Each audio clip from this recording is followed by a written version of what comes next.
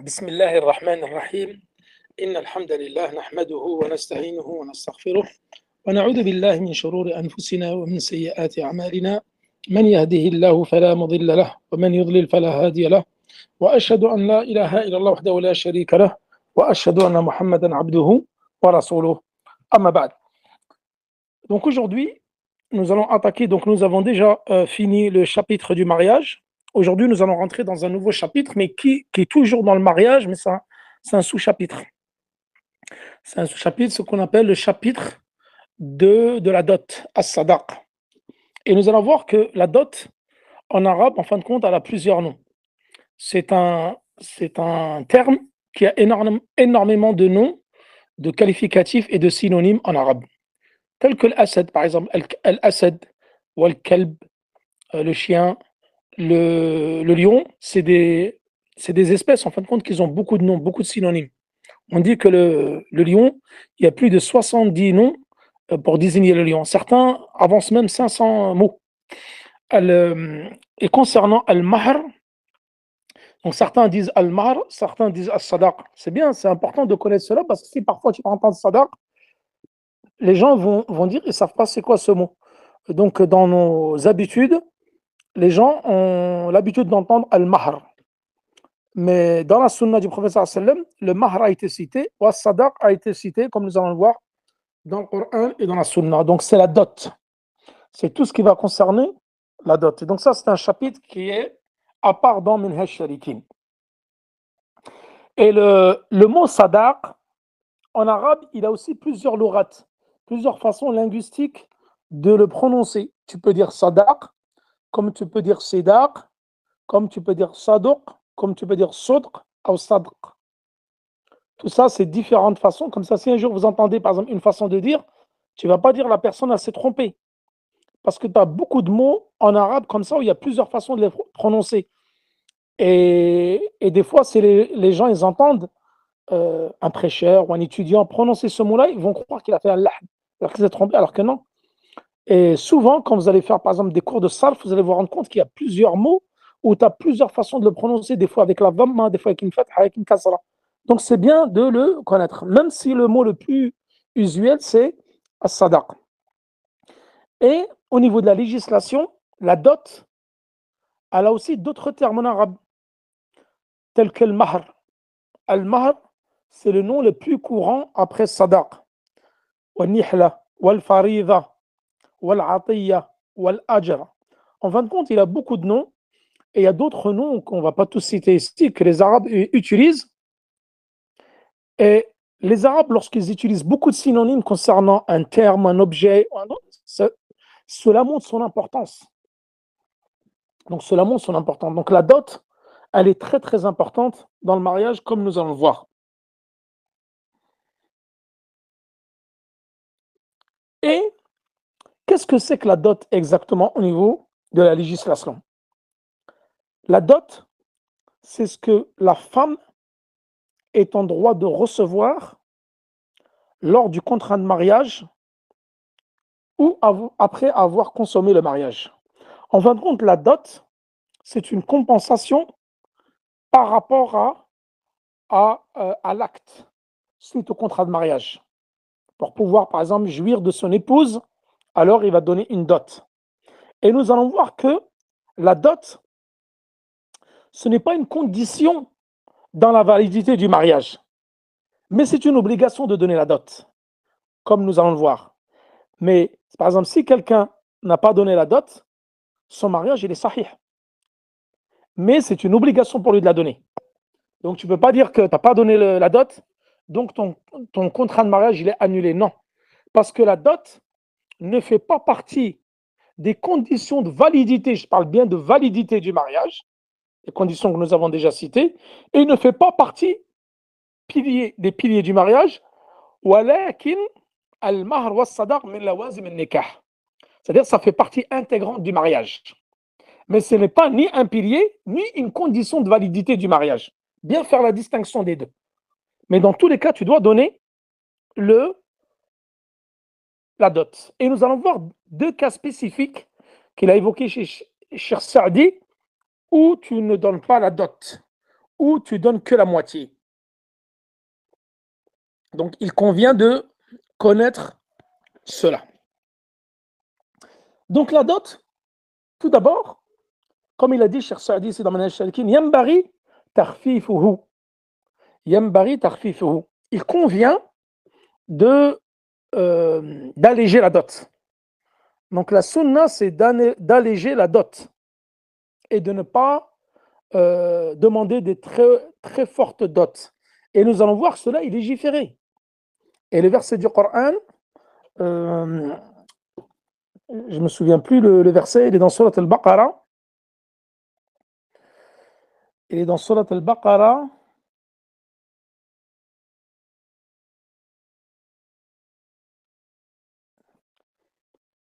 Ça va me revenir. Non, il est dans Surat al-Nisa. Il est dans Surat al-Nisa.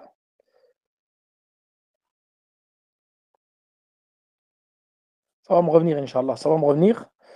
Je crois que normalement, c'est le verset 20, si mes souvenirs sont bons.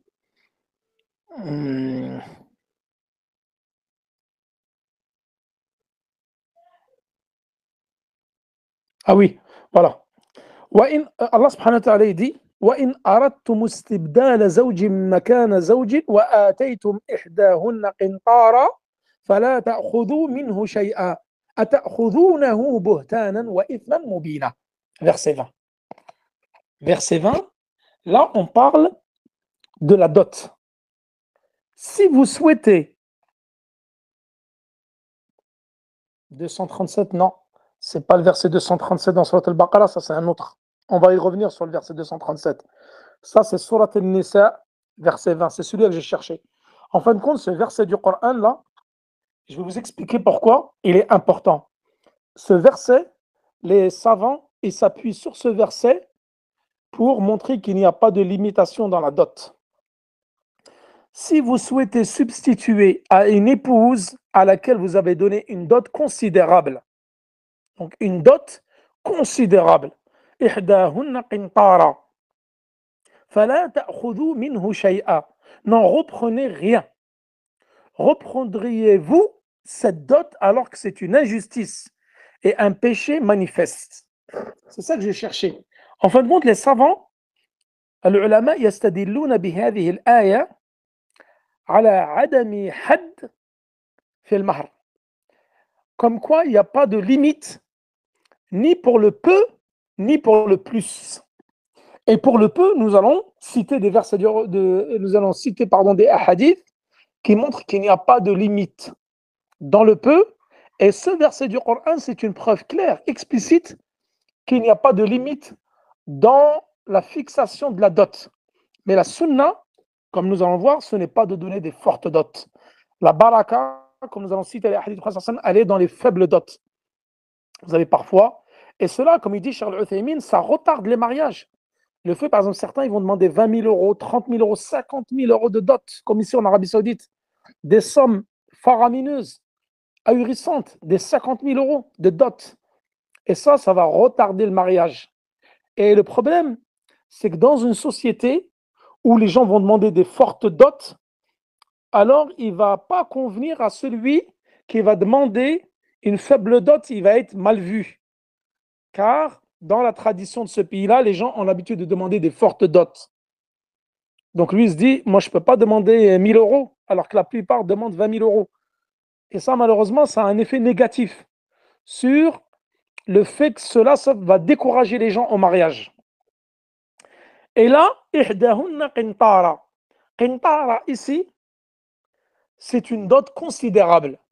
Les savants, ils ont dit, ça, qintar, c'est l'équivalent un veau. Tu prends un veau et la peau du veau, tu la remplis d'or. C'est comme ça qu'ils ont expliqué les savants. Tu prends une vache ou un veau et quand tu as retiré sa peau, tu la remplis d'or. Donc c'est une somme énorme. Et surtout maintenant, quand on voit la valeur de l'or, ça va peut-être passer à des milliers d'euros. Donc c'est ça le qintar. Et ils ont dit, en fin de compte, il n'y a pas de limitation par rapport à la dot. Si quelqu'un il vient demander, sa fille il demande 20 000 euros, 30 000 euros, il a le droit. Car les savants disent qu'il n'y a pas de limitation dans la dot. Comme nous allons le voir, et comme nous l'avons vu d'ailleurs à travers ce verset-là. Comme il n'y a pas de strict minimum.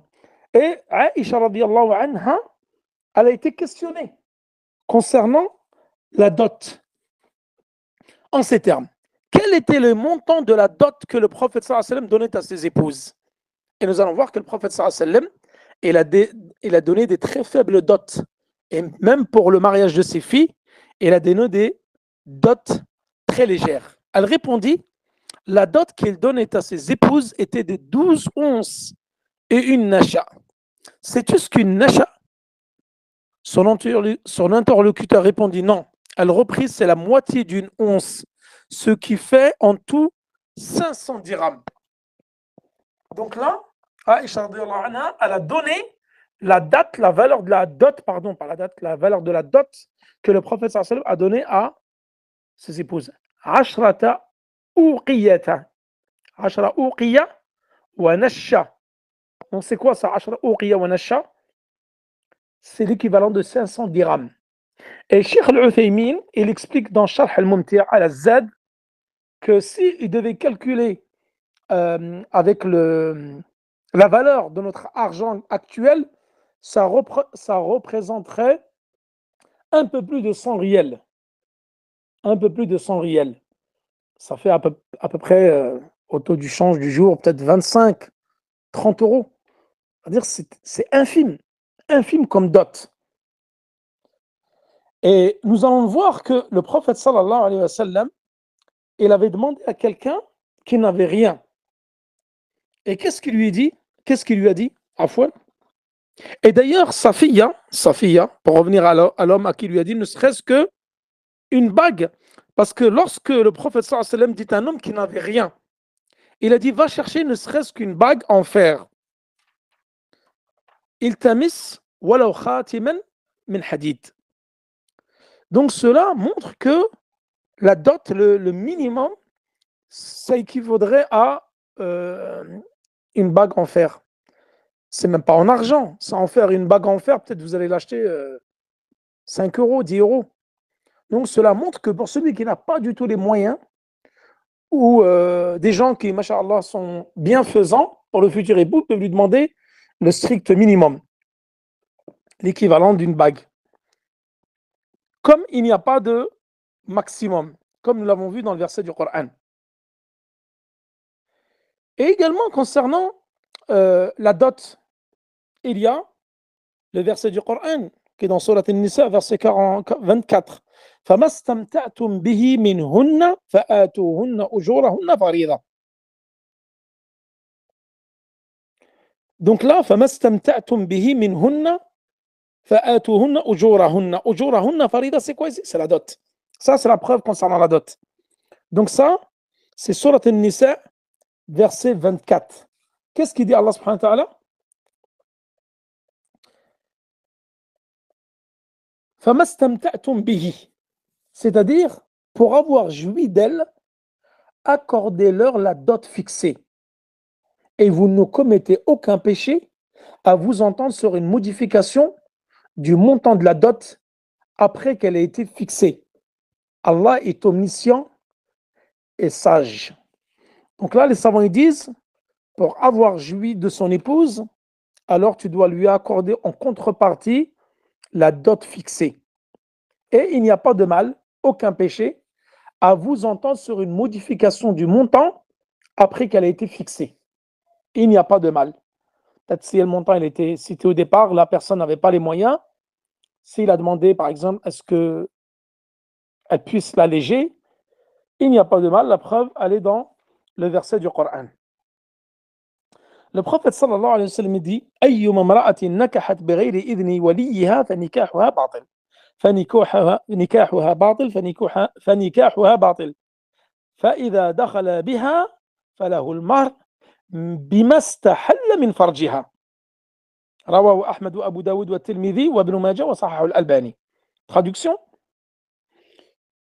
n'importe quelle femme donc qui s'est mariée sans l'accord de son tuteur, et ça nous en avons déjà parlé sur le tutorat, et que le tutorat est une condition dans le mariage, la présence du tuteur. Donc là, celle qui s'est mariée sans tuteur, son mariage est invalide. son mariage est invalide, son mariage est invalide. Le prophète sallallahu alayhi wa sallam l'a dit 3 fois. Donc, celle qui se marie sans tuteur, son mariage est invalide car c'est une condition dans le mariage. فَإِنْ دَخَلَ بِهَا. Alors celui qui a consommé le mariage, دَخَلَ بِهَا, c'est-à-dire il a consommé le mariage, فَلَهُ الْمَهْرُ. Alors il doit donner en compensation la dot par rapport au rapport qu'il a eu. بِمَا اسْتَحَلَّ مِنْ فَرْجِهَا. Le fait qu'il a eu un rapport avec elle, alors en contrepartie de ce rapport, tu dois donner al-mahr, c'est-à-dire la dot. Hadith rawahu Ahmed, Abu Daoud wa Tirmidhi ibn Majah est authentifié par Al-Sheikh Al-Albani. Donc al-mahr, la sunna, c'est de demander le moins possible. Et il y a une baraka concernant le fait de demander un faible mahr. Comme l'a dit le prophète sallallahu alayhi wa sallam. Plus tu vas demander une dot qui est faible, plus tu auras la baraka dans ce mariage-là. Qu'est-ce qu'il dit le prophète sallallahu alayhi wa sallam كما جاء في مصنف بن أبي شيبة والحاكم عند البيهقي من حديث عائشة رضي الله عنها أعظم النساء بركة أيسرهن مؤنة وقال عليه الصلاة والسلام التمس ولو خاتما من حديد. C'est-à-dire les femmes qui ont la plus grande baraka, c'est celles qui facilitent le plus la dot.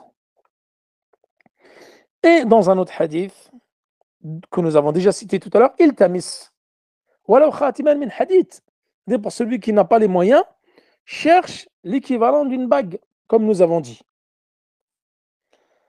Et c'est une sunna donc d'évoquer wa yusannu tasmiyatuhu fil aqd. Donc c'est une sunna de citer la dot dans le contrat de mariage. Donc lorsque tu vas évoquer le mariage et le contrat entre l'époux et l'épouse, de citer la dot et le montant de la dot. Et nous allons voir que la dot, tu n'es pas obligé de la donner le jour du mariage ou avant le mariage. Tu peux la donner même après avoir consommé le mariage et même plus tard. Tu peux la retarder à plus tard. Taïb.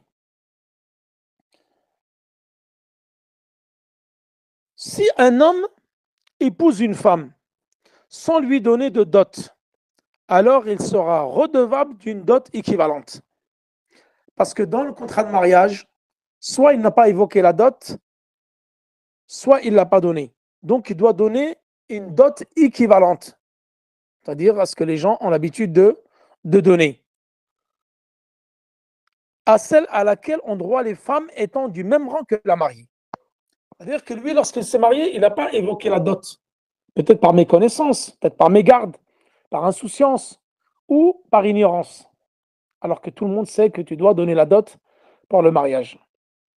Donc lui, il ne l'a pas donné, donc il doit la donner plus tard, l'équivalent de ce qu'ont reçu ou ce qu'ont l'habitude de recevoir les femmes de son rang.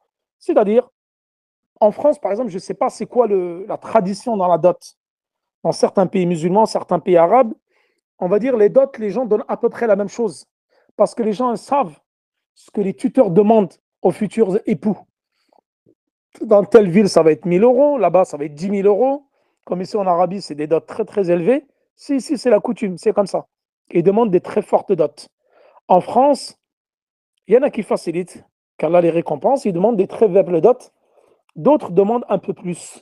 Peut-être 1 000 euros, 2 000 euros, 3 000 euros. Donc, il doit donner ce que les femmes ont l'habitude de recevoir comme dot, de la même classe que son épouse. Taïb. Ensuite, Cheikh Saadi, il dit concernant celle qu'il a divorcée. Il cite le verset du Coran ici. Vous nous faites point si l'homme répudie la mariée avant la consommation du mariage. Alors il doit accorder à cette dernière une compensation. Donc avant d'avoir consommé le mariage. Donc il a fait le contrat de mariage, mais il n'a pas consommé le mariage. Alors il doit accorder à cette dernière une compensation qui varie selon la situation de l'homme. En vertu du verset, qu'Allah subhanahu wa ta'ala dit, vous ne faites point de péché en divorçant d'avec des épouses que vous n'avez pas touchées et à qui vous n'avez pas fixé de dot. Donnez-leur toutefois, donc l'homme aisé selon sa capacité, l'indigent selon sa capacité, quelque bien convenable dont elles puissent jouir. C'est un devoir pour les bienfaisants. Al-Baqarah, verset 236. وإن طلقتموهن من قبل أن تمسوهن وقد فرضتم لهن فريضة فنصف ما فرضتم إلا أن يعفوا أو يعفو عقدة النكاح. Ça, c'est un autre verset.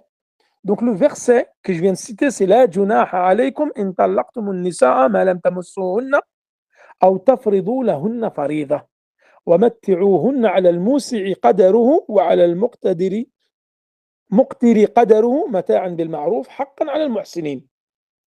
Donc là, il n'y a pas de péché. Si tu as divorcé avant d'avoir touché ton épouse, d'avoir eu un rapport avec elle, et que vous n'avez pas fixé la dot, donnez-leur toutefois en fonction de vos capacités. Quelques biens convenables dont elles puissent jouir, ceci est un devoir pour les bienfaisants.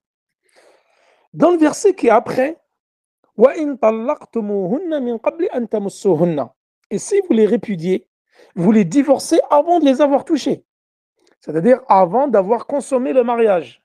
وَقَدْ فَرَضْتُمْ لَهُنَّ فَرِيضَةً فَنِصْفُ مَا فَرَضْتُمْ إِلَّا أَن يَعْفُونَ أَوْ يَعْفُوَ الَّذِي بِيَدِهِ عُقْدَةُ النِّكَاحِ وأن تعفوا أقرب للتقوى ولا تنسوا الفضل بينكم إن الله بما تعملون بصير.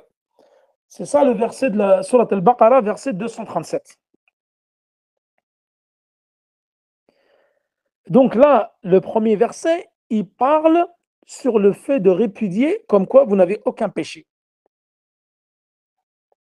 Allez répudier et vous n'avez pas consommé le mariage et auquel vous n'avez pas fixé la dot.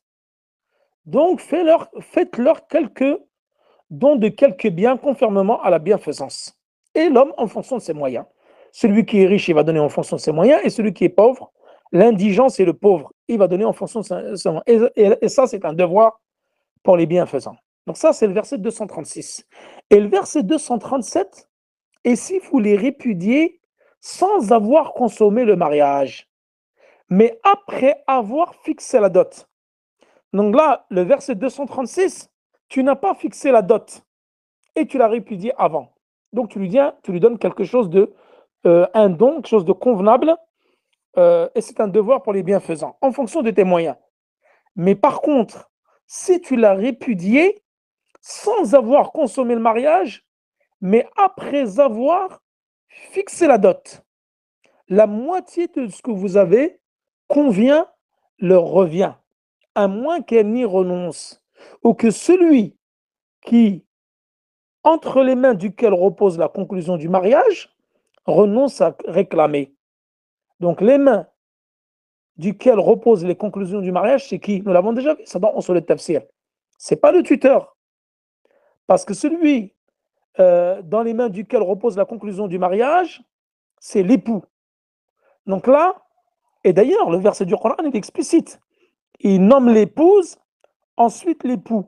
C'est-à-dire l'époux, il a donné la dot. Et là, il doit donner la moitié. Il n'a pas consommé le mariage, mais il avait déjà fixé la dot. Tu as fixé la dot, par exemple, à 10 000 euros. Et tu n'as pas consommé le mariage. Les savants, ils disent que même si tu as eu une khulwa, ils considèrent ça comme al-khulwa tulhaqu bil-jima'. Al-khulwa, c'est le fait de t'être isolé avec ta femme dans une seule pièce et couve deux. Et même s'il n'y a pas eu d'acte, ils considèrent cela comme le jima', comme l'acte. Il y a une divergence entre les savants, comme beaucoup de masaïl fiqhiyya, mais les savants disent que al-khulwa, le fait que tu l'aies vue et que tu t'es isolé avec elle, alors ceci a le même jugement que d'avoir eu un rapport avec elle. Donc dans cette circonstance-là, même si tu n'as pas consommé le mariage, mais tu as eu une khulwa avec elle, alors ou le fait d'avoir une khulwa, c'est comme si tu avais consommé le mariage. D'ailleurs, donc ils disent ici le khulwa, le fait de t'être isolé avec la femme, c'est l'équivalent à avoir consommé le mariage. Donc là, si tu l'as répudié, mais tu n'as pas consommé le mariage, c'est-à-dire, tu n'as pas eu une khulwa avec elle, tu t'es pas isolé avec elle, et tu n'as pas eu de rapport avec elle, mais tu as fixé la dot. Donc là, comme tu n'as pas consommé le mariage, tu dois donner uniquement la moitié. Si l'époux veut, par exemple, laisser toute la dot, alhamdoulilah, c'est de la bienfaisance, c'est un plus. Il n'est pas obligé. Donc la dot était fixée de 10 000 euros. Là, il peut donner que la moitié, 5 000 euros. Mais si par bienfaisance, il dit, c'est pas grave, je laisse toute la dot, comme ceci a été évoqué dans le Coran. Et que la femme, par exemple, euh, parfois, elle va rendre que la moitié. Des fois, elle dit, par exemple, je ne prends rien. Ou c'est la femme qui renonce à son droit. Je ne prends pas de dot, par exemple. C'est un acte de bienfaisance, qu'elle a la récompense. Et c'est pour ça qu'il dit, Allah subhanahu wa ta'ala, dans le Coran, à moins qu'elle n'y renonce. C'est-à-dire qu'elle renonce à la dot. Elle ne garde pas la moitié, elle garde rien. Ou que celui entre les mains duquel repose la conclusion du mariage, à savoir qui? Le marié, l'époux. Il s'agit de l'époux et non du tuteur, comme nous l'avons vu sur le tafsir. Il renonce à réclamer l'autre moitié. Donc ça, c'est bien. C'est un acte de bienfaisance de part et d'autre.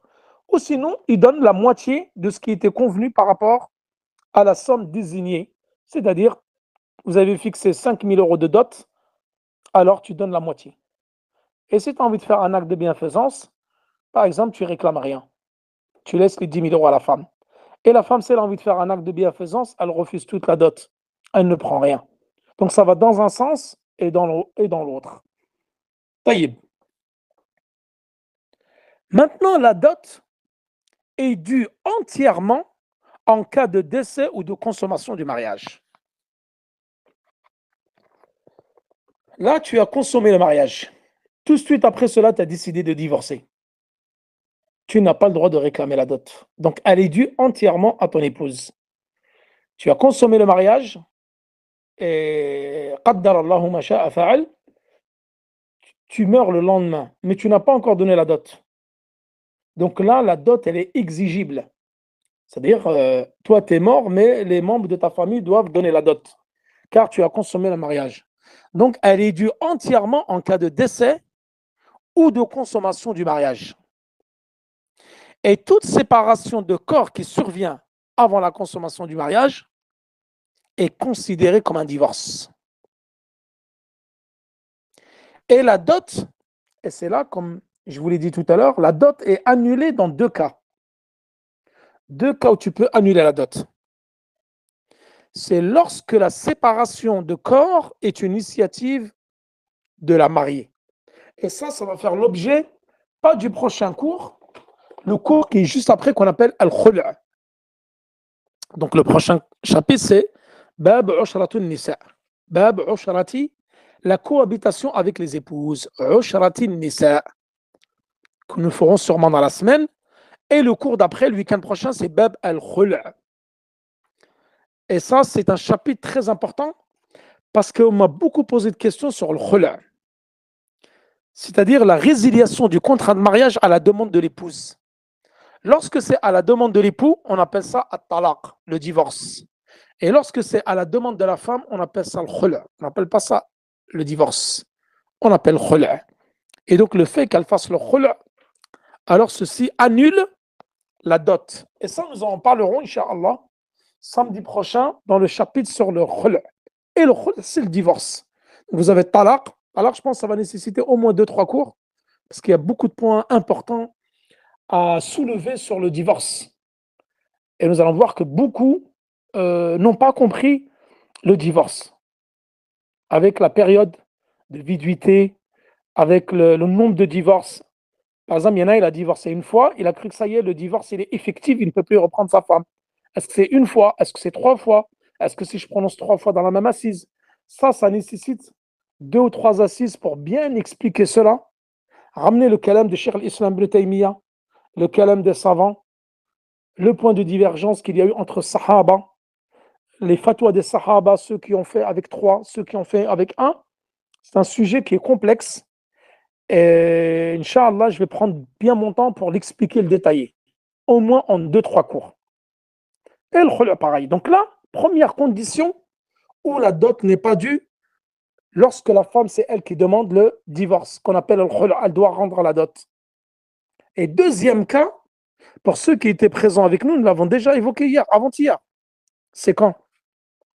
C'est quand le deuxième cas, celui qui sait, il me l'écrit en, en commentaire pour voir si vous avez bien suivi le cours d'avant-hier. Et nous l'avons déjà vu. Al-uyub fi nikah. Vous vous rappelez, Al-uyub fi nikah, les défauts qui invalident le mariage. C'est quand le contrat de mariage est résilié à cause d'une anomalie cachée de la femme. Vous vous rappelez, nous en avons parlé avant-hier. Ou, par exemple, le mari, il est venu demander la main de la femme et elle avait une maladie cachée. Nous avons parlé du vaginisme. J'ai fait une erreur de prononciation parce que la personne qui m'a écrit le mot, je crois qu'elle a fait une erreur de frappe. C'était un terme que je ne connaissais pas, subhanallah, comme quoi on en apprend tous les jours. Donc la femme, par exemple, elle avait le problème de vaginisme. Et nous avons expliqué c'était quoi. C'est-à-dire c'est le vagin qui est obstrué et il ne peut pas avoir de relation. Et ça, elle ne l'a pas déclaré lors de la muqabala. Donc ça, c'est un défaut qui est caché. Et là, par contre, elle est en droit d'annuler la dot et de ne pas donner la dot. Et nous avons vu qu'il pouvait réclamer le remboursement de la dot donc à l'encontre du tuteur. C'est-à-dire que le tuteur, il lui a pas spécifié.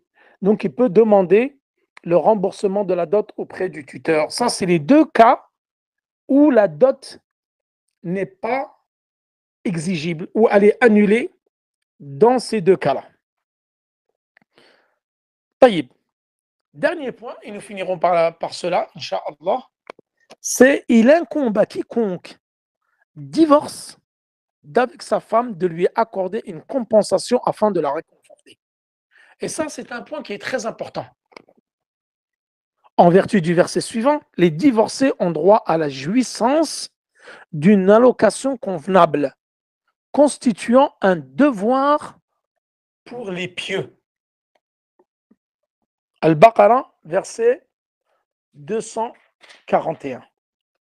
C'est-à-dire que là, tu as épousé la femme et tu as décidé de la divorcer. وَلِلْمُطَلَّقَاتِ مَتَاعٌ بِالْمَعْرُوفِ حَقًّا عَلَى الْمُتَّقِينَ. Donc pour celles qui ont été répudiées, divorcées, ont droit à la jouissance d'une allocation convenable pour ne pas laisser ta femme au dépourvu. Du jour au lendemain, elle va se retrouver sans appartement, sans effet personnel, sans rien du tout. Donc tu dois lui donner une compensation financière en accord avec le verset du Coran ci-dessus. C'est ce qu'on appelle al-mut'a. Donc là, on ne parle pas de sadaq, on ne parle pas de mahr, on ne parle pas de dot, mais là, on va parler de al-mut'a. وتستحب المتعة لكل مطلقة غير المفوضة. En vertu du verset du Coran وَلِلْمُطَلَّقَاتِ مَتَاعٌ بِالْمَعْرُوفِ.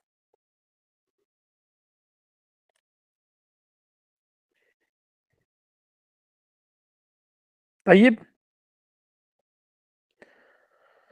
Voilà donc concernant ce cours-là, Inch'Allah, alhamdulillah. Et le prochain cours, c'est demain, Aqidat Ahl-Sunnah wal Jama'a. Nous allons finir, Inch'Allah, en parlant du pont, As-Sirat. Ensuite, nous allons parler du paradis et de l'enfer. Ça, c'est un chapitre qui est important demain qu'on va évoquer, c'est qui est-ce qui est promu au paradis? Est-ce qu'on a le droit de dire Foulan est au paradis? Est-ce qu'on a le droit de dire Foulan est en enfer? Et tu vas voir, par exemple, tu vois quelqu'un qui fait un péché, tu dis, toi, tu vas en enfer. Toi, ta place est en enfer. Toi, ta place est au paradis. Ça, c'est une mas'ala qui est importante que nous allons évoquer demain, Inch'Allah. Et Bab Ushratin Nisa, Ça, nous le verrons soit mercredi, comme je vous avais dit, j'avais dit que j'allais rajouter un cours pour pouvoir finir avant le Hajj, Inch'Allah, pour pouvoir finir Bab al-Nikah avant le Hajj. وصلى الله على نبينا محمد وعلى آله وصحبه وسلم والله تعالى أعلى وأعلم السلام عليكم ورحمة الله وبركاته. Et pour ceux qui ont des questions, n'hésitez pas à m'envoyer des messages sur Telegram.